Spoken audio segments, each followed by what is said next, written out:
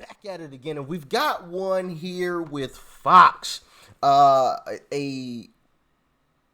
what do you call it? A panel that Fox had a little bit after, Trump's town hall and their discussion. Now, the only place I could find this video was on TikTok, so I do apologize about this, but hey, it is what it is. You make do with what you got, okay?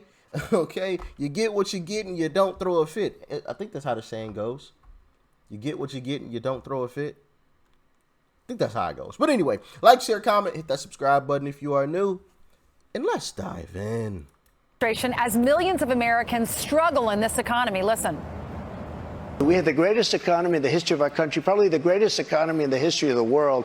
We're energy independent, soon to be energy dominant. We have more liquid gold under our feet than any other nation. And these stupid fools ended it. And energy went from $1.87 and even lower for gasoline, for a car. And your electricity bills went through the roof, your heating bills went through the roof. And that's what started inflation. And it hasn't stopped because people are paying now for bacon and for eggs and for the 2 and 3 times what it was just a little while ago. Yeah. Cost at the grocery store is ridiculous. I mean, it is insane. Insane. It was worse for a little while there, but I mean, man, it's crazy.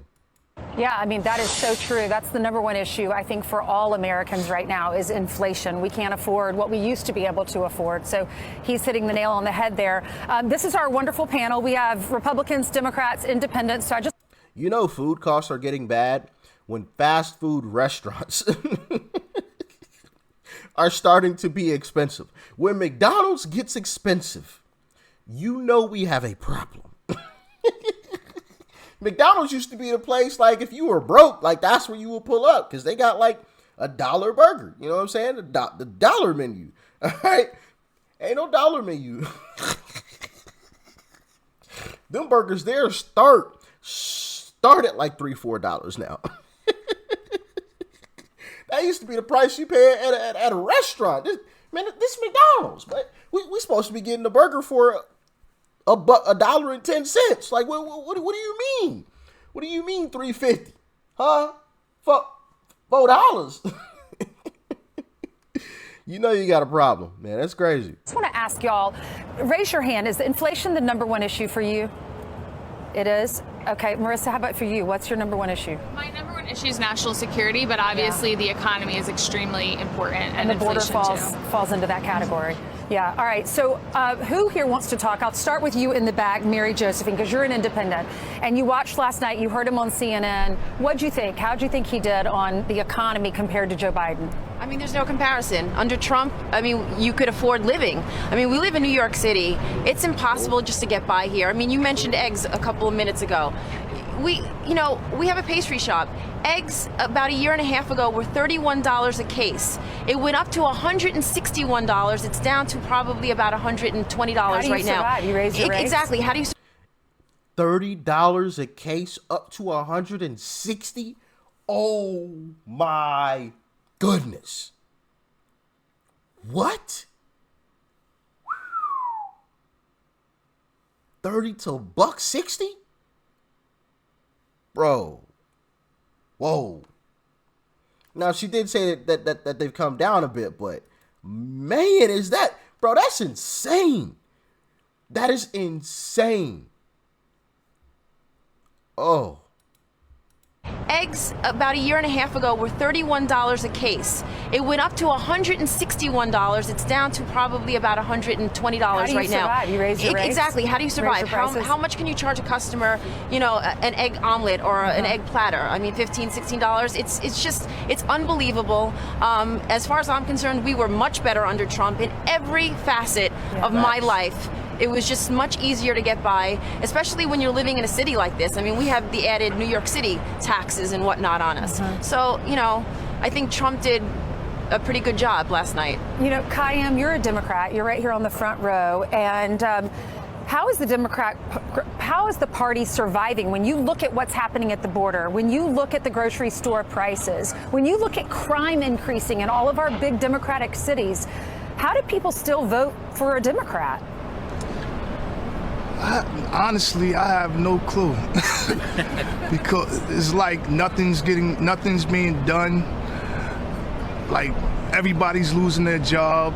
These big companies are laying everybody off.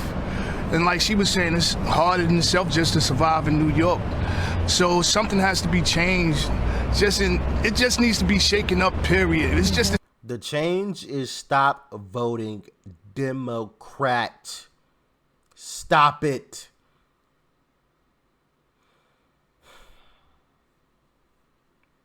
And listen, the polls have shown that, a lot of black folks aren't really supporting Joe.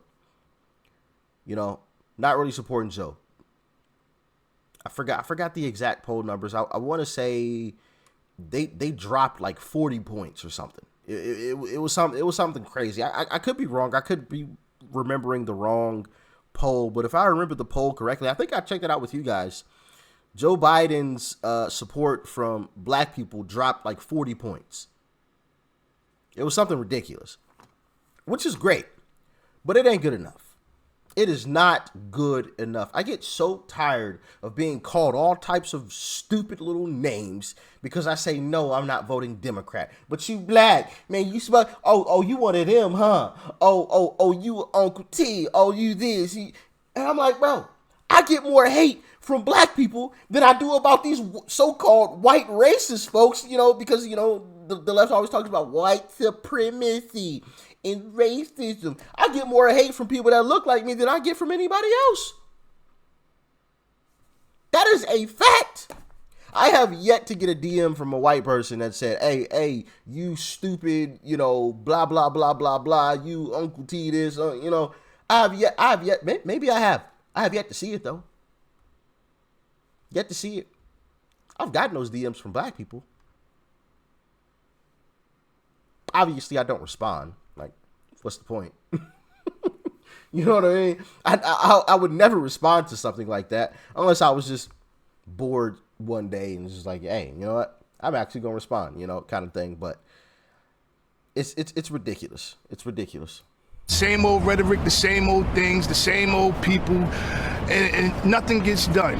And you just keep voting over and over for the same people. It might be a different person, but the same thing. They're doing the same thing. Nothing changes. I know. And the way that they treat the Biden family compared to the Republican families. I mean, who wants to run for office now if you're a Republican? Exactly. Lisa Angela, what is your biggest concern? Economy, of course, but during Trump administration, I was paying like propane, heating my house. I was paying like $2 a gallon. Now I pay $5 a gallon. So winter for me, it's very hard to keep everybody warm and happy at the house. Yeah. Grocery store, you go to the grocery store, every day that you go, there's a different price. So you spend $200. I mean, I'm blessed that I can afford, but what about the other people? Mm-hmm. That they are on a minimum wage, that they are not able. New York City, it's a killer for small business. Actually, New York State, we are small business owners. Taxes are killing us. Have you thought about leaving? Oh, absolutely, yes. So many that have. Many times. It's a great lady right there. It's a great lady. One thing that I noticed in what she was saying there, she said, I can afford it. I'm blessed. I'm blessed. So even under the current circumstances, I'm good. The man upstairs has blessed me well enough to the point where, hey, inflation, cost of this, cost of that, taxes, I'm good. But it's bigger than me. What about everybody else? Because everybody's not in my same position. What about the person who's working 2 jobs and still can't afford none? What about them? That's a great lady right there. Great lady. And we're already making a plan and packing because we can. It's crime in New York City. Mm-hmm. It's the cost of living. They don't care about anybody that works hard, but they care about the people that are using and abusing the system. And we can't keep going this way. Okay, Chris, right behind you. What is your biggest concern? My biggest concern is always what's going on in the home front, and then immediately after that would be immigration, and then beyond that is foreign concerns. Yep. But something we were talking about earlier, and I believe it's a good thing to cover, is Trump is a business owner. He's ran major businesses, and I think the country is basically a very large business. And when you put someone who knows how to operate a business, budgets, and everything that goes along with it, it's a real. Is the country ready for him again? That's a good question. That's a good question. You see what's happening on the border, and you know he would stop that, yes, or do the best that he could to stop it. Yes. You know, with crime, I mean, he's a pretty common sense guy when it comes to that. But yeah, are we ready to go back to the tweets and to all of the rhetoric again? That's the one biggest question. But as far as crushing immigration, I mean, the country needs immigration. It's good, but legal immigration. We can't have illegal immigration. It gets out of control. All right, John, we haven't heard from you on this panel. Yeah, tell us what your concerns are. Under Trump, we have prosperity and opportunity. Under Biden, we have despair and survival. Yeah. People are trying to survive the Biden economy. Whether you talk about household budgets in terms of inflation, for common things in terms of paying the rent, utility bills, groceries, and caring for their families, people are trying to figure that out. And they're also using credit in terms of revolving credit just to try to close their home budgets at a time in which interest rates are extremely high. So, you know, people are thinking about, okay, if it's Trump, Biden, hey, you know what?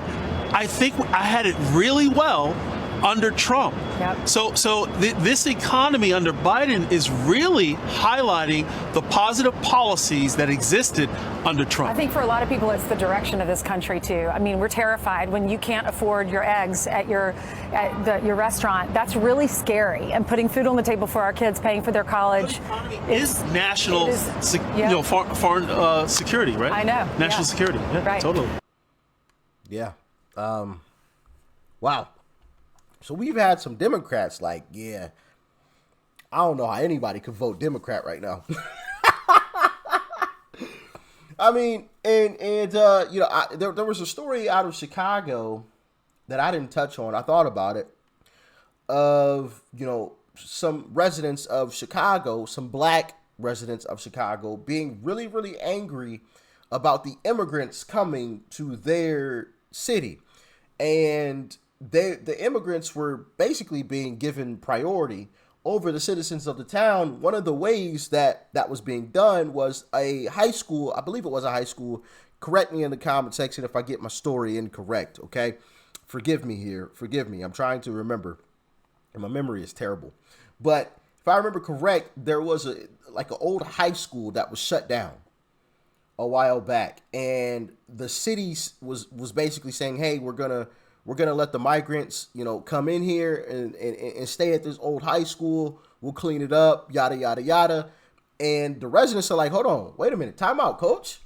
Time out. You know, all these black folks. Time out. You mean to tell us you shut it down when we wanted it still open? We're paying taxes for all of this stuff. And now, since the immigrants come in, now you want to do something about that? Oh, absolutely not.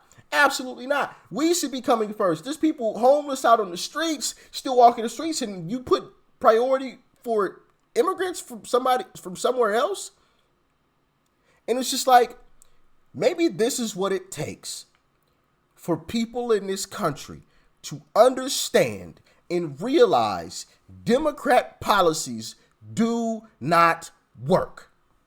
They don't work. The proof is in the eating, as Joe would say. I would never let that go. Matter of fact, I should put that on a t-shirt. The proof is in the eating. People would think that I had a bad quote, though. Y'all would understand it. The proof is in the eating. I might put that on a t-shirt anyway. Merch coming soon.